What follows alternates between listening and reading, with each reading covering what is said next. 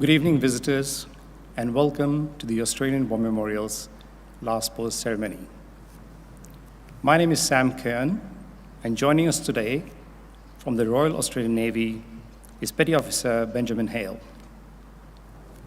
We warmly welcome the family of Lance Corporal Eric Stanley Hotz, whose story will be told shortly. We are honored and acknowledge Colonel Ashraf Maulay, Commander Vanuatu Mobile Force.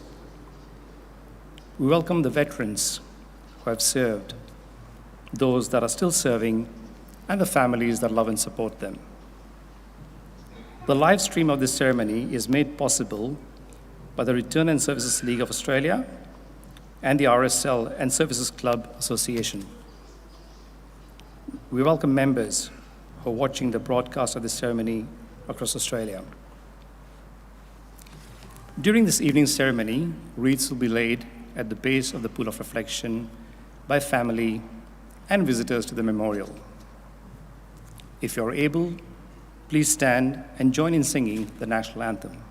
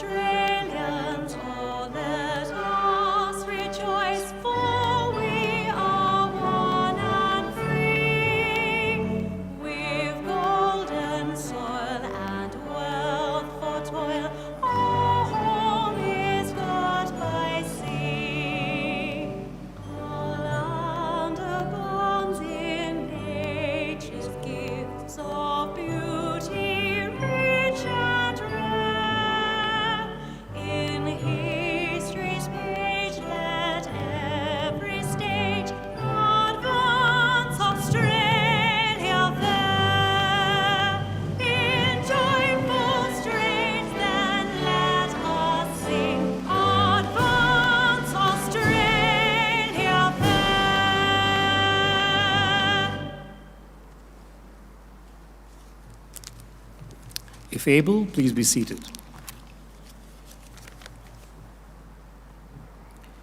The Australian War Memorial was a vision of Charles Bean, Australia's First World War official historian. Bean landed with the Australian troops on Gallipoli and stayed with them at the front through to the end of war. The idea of this national memorial and museum came to him at Pozières, France, in the depths of the bloody fighting of 1916. Bean's idea was this would be a place where families and friends could mourn loved ones buried in faraway places. It would also be a place that could help all Australians understand what these men and women had endured and what they'd done for us. Bean's vision, to which we remain true, is best expressed as inscribed in the entrance to the memorial's galleries. Here is the spirit, in the heart of the land they loved. And here we guard the record which they themselves made. Tonight, we will read the story behind just one of those on the Roll of Honor, which lists the names of more than 103,000 men and women who have given their lives for us in war and on operations for more than a century. But first, we present a lament, Flowers of the Forest. Wreaths of floral tributes will now be laid at the base of the pool of reflection.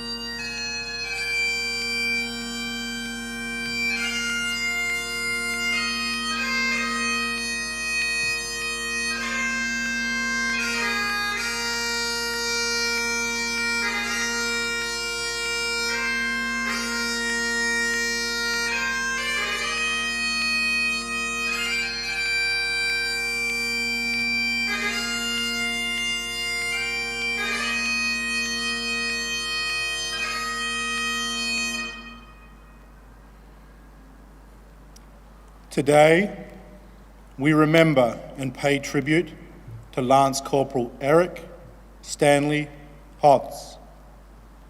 Eric Hotz was born in Glen Eyes, New South Wales, on the 1st of August 1907, the son of Benjamin and Elizabeth Amelia Hotz.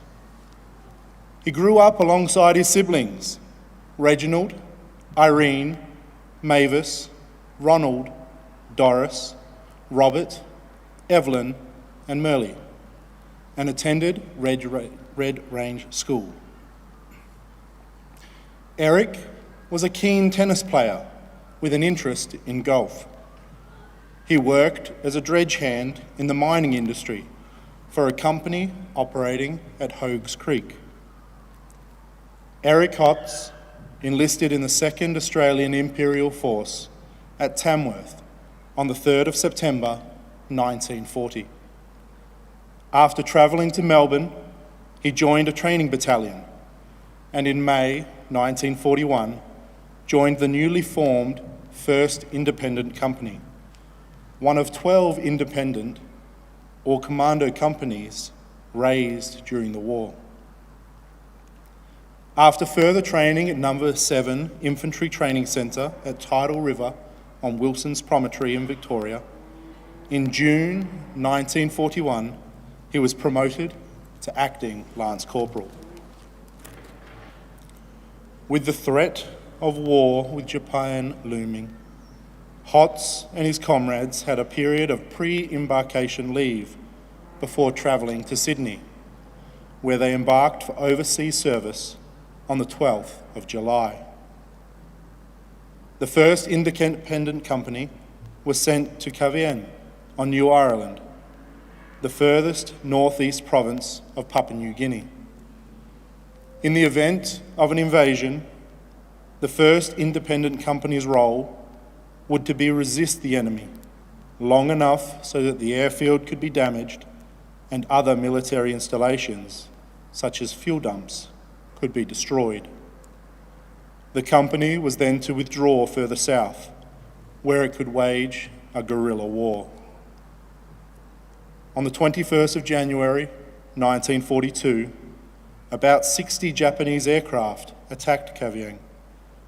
The commandos shot down a number of aircraft, but the schooner, the Indiana Star, which was the company's only means of escape, had been damaged. The commandos started to withdraw over land and soon received a message that a Japanese naval force was approaching. The Japanese landed in the early morning the next day. As Japanese troops reached the airfield, there was fighting as the Australians destroyed the airfield and supply dump. Hopelessly outnumbered, those commandos still fighting around Kavieng fell back to Sook, but not all of them made it. Some were captured. Others moved to Kaut, where they repaired the Indiana Star, hoping to sail down the coast at night.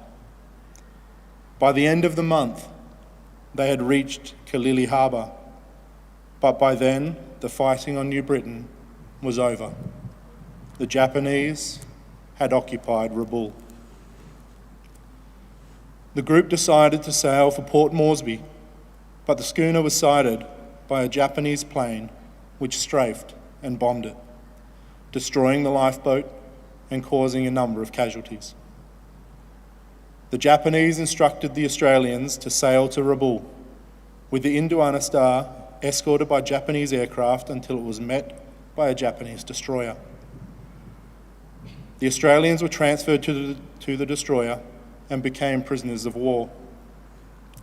After a few months at Rabaul, the officers were taken to Japan, where they remained in captivity for the rest of the war. The non-commissioned officers and others, along with the 2nd 22nd Battalion and other members of Lark Force who had been captured on New Britain, boarded the Japanese passenger ship Montevideo Maru. 8 days into the voyage to Hainan, the Montevideo Maru was spotted by the American submarine USS Sturgeon, which manoeuvred into position to fire its stern torpedoes. Survivors from the Montevideo Maru's Japanese crew reported 2 torpedoes striking the vessel, followed by an explosion in the oil tank in the aft hold. The vessel sank in as little as 11 minutes.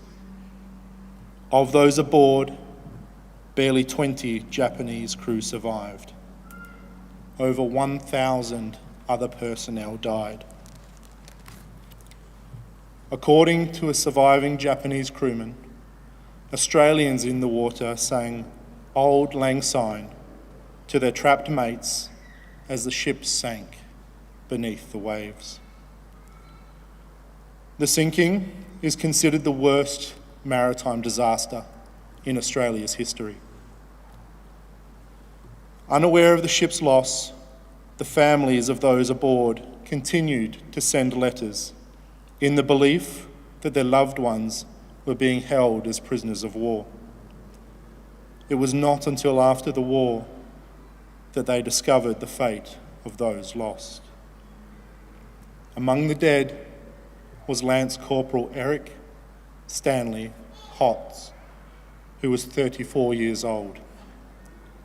Today, he is commemorated at the Rabaul Memorial and the Montevideo Maru Memorial in Ballarat, and the Rabaul and Montevideo Maru Memorial here at the Australian War Memorial. His name is listed on the roll of honour on my left, among almost 40,000 Australians who died while serving in the Second World War. His photograph is displayed today beside the pool of reflection. This is but one of the many stories of service and sacrifice told here at the Australian War Memorial. We now remember Lance Corporal Eric Stanley Hotz, who gave his life for us, for our freedoms, and in the hope of a better world.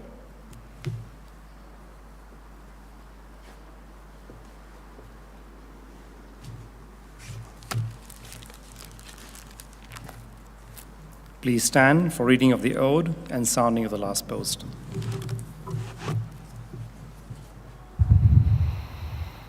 They shall grow not old, as we that are left grow old. Age shall not weary them, nor the years condemn. At the going down of the sun, and in the morning, we will remember them.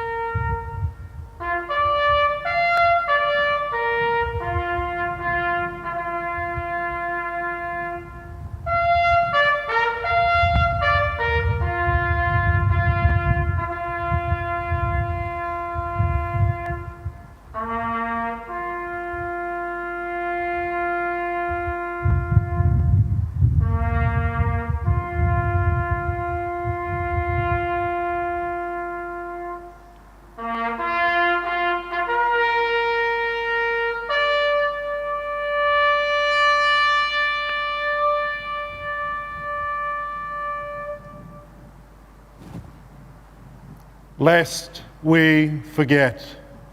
Lest we forget.